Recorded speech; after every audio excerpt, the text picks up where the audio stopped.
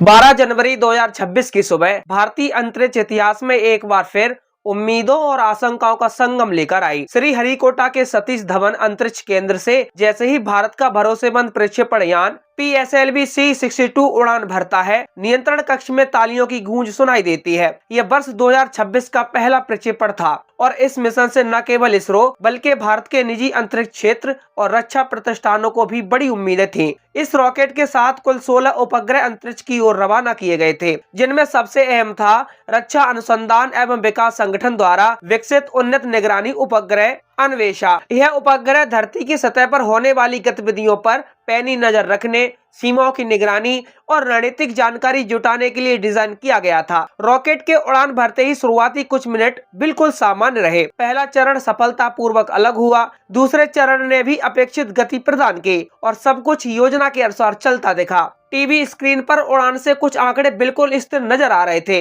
लेकिन जैसे जैसे रॉकेट तीसरे चरण में प्रवेश करता है, नियंत्रण कक्ष के चेहरों पर तनाव उभरने लगता है। अचानक टेलीमेट्री आंकड़ों में गड़बड़ी दिखती है, रॉकेट की दिशा में हल्का विचलन आता है और इसकी घूर्ण गति सामान्य से अधिक होने लगती है। यही वह क्षण था जिसने इस मिशन की दिशा बदल दी। तीसरा चरण PSLV का सबसे संवेदनशील चरण माना जाता है। यही वह चरण होता है जो रॉकेट को आवश्यक कक्षीय गति देता है ताकि उपग्रह पृथ्वी की निर्धारित कक्षा में स्थापित हो सके। प्रारंभिक जांच से संकेत मिले कि इस चरण में दहन कक्षा का दबाव अचानक कम हो गया। इसका सीधा अर्थ यह हुआ कि रॉकेट वह वेग हासिल नहीं कर सका जो उपग्रहों को उनकी तय कक्षा तक पहुंचने के लिए जरूरी था। नतीजा ये हुआ कि 16 के 16 उपग्रह अपनी निर्धारित कक्षा में स्थापित नहीं हो सके। यहीं से एक बड़ा सवाल देश भर में गूंजने लगा, क्या भारत के 16 उपग्रह अंतरिक्ष में गायब हो गए हैं? इसका सीधा और स्पष्ट जवाब है कि नहीं। ये उपग्रह किसी रहस्यमय तरीके से अंतरिक्ष में खो नहीं गए हैं। गायब शब्द मीडिया में भले ही आकर्षक लगे, लेकिन तकनीकी दृष्टि से यह सही नहीं है।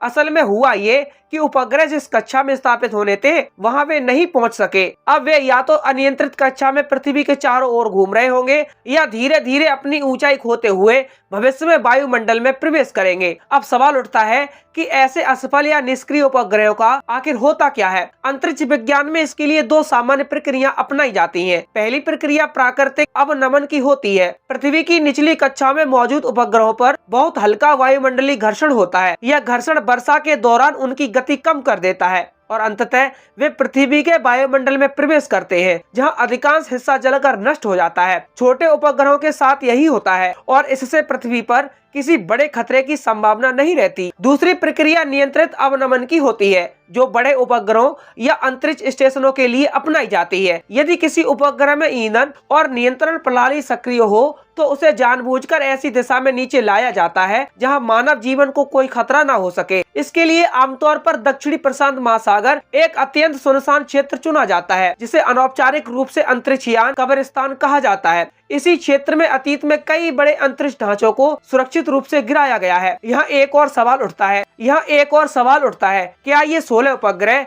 भविष्य में पृथ्वी के लिए खतरा बन सकते हैं? विशेषज्ञों के अनुसार इसकी संभावना बेहद कम है। अधिकांश उपग्रह वायुमंडल में प्रवेश करते ही जल जाते हैं और जो छोटे मोटे टुकड़े बचते भी हैं वे समुद्र में गिरते हैं। इसरो और अंतर्राष्ट्रीय एजेंसियां लगातार ऐसे पिंडों पर नजर रखती हैं ताकि किसी भी संभावित खतरे को पहले ही भांपा जा सके। लेकिन इस मिशन की असफलता केवल तकनीकी घटना भर नहीं है, इसके प्रभाव कहीं गहरे हैं। सबसे पहला असर PSLV की विश्वसनीयता पर पड़ता है। PSLV को वर्षों से इसरो का वर्कहॉर्स कहा जाता रहा है। इस रॉकेट ने भारत और दुनिया के कई सैकड़ों उपग्रह सफलतापूर्वक अंतरिक्ष में स्थापित किए हैं, लेकिन बीते कुछ समय में तीसरे चरण से जुड़ी लगातार समस्याएं यह संकेत देती हैं कि इस प्रणाली की गहन समीक्षा की जरूरत है। दूसरा बड़ा असर भारत की सुरक्षा योजना पर पड़ता है। अन्वेषा उपग्रह को खास तौर पर सामरिक निगरानी के लिए विकसित किया गया था। इसके असफल होने से भारत को अस्थायी रूप से वैकल्पिक संसाधनों पर निर्भर रहना पड़ेगा। हालांकि रक्षा विशेषज्ञ ये भी कहते हैं कि भारत के पास पहले से मौजूद अन्य उपग्रह प्रणालियां